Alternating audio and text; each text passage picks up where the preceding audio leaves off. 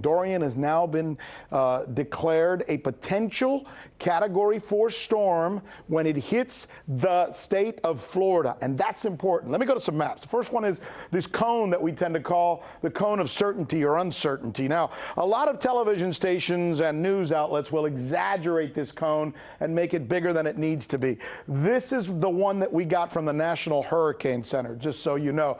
Look at what is happening here. Tuesday, 2 p.m., it's going to be in the middle of the state, right around Disney World, interestingly enough, according to what the projections say right now. Monday at 2 is when it's going to be Monday, right edging up against the shore. Now remember, this storm goes this way, so that means the stronger winds are going to be on top. I want to show you something else now.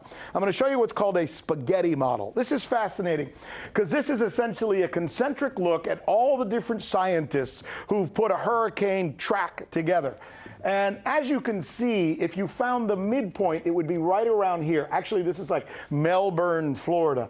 There's one outlier that has it going just above Miami, around, Palm Beach, maybe North Broward County. There's another one that's got it going basically up to Bermuda and not even hitting the United States at all. We'll probably have a better idea about what's going to happen with this very powerful and dangerous storm as it's being predicted right now, probably sometime tomorrow. One other thing I want to show you. Now, if you're living in Florida and you're wondering, okay, what kind of winds am I going to get? Well, here you go. This blue area right here, if the storm continues on this track and you live in this area, 90% chance that you're going to get hurricane force winds.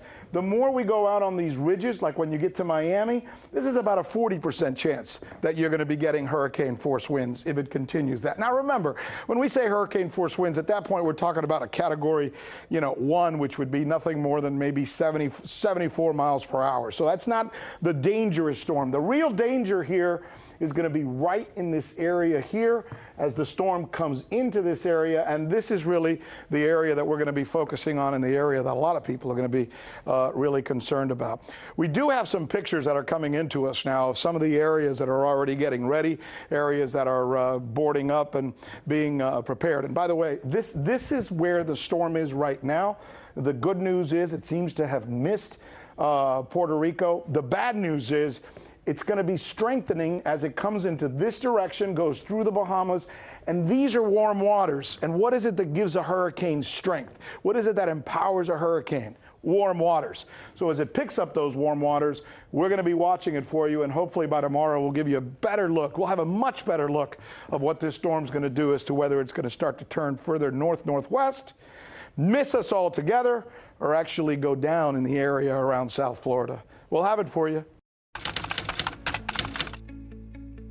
So you haven't heard that we're the ones covering the stories that you won't see covered anywhere else? In Venezuela, Kazakhstan, let's go to Hong Kong. And the media reaction to that has been crickets. How about the way we cover those stories? What the hell does that mean? Wowee, wowee, wowee. That's the key word in this case, uprising. Keep, can you believe that? Watching. This is the right thing for members of the media to do, to actually pick sides. Look, if you like what you see, subscribe.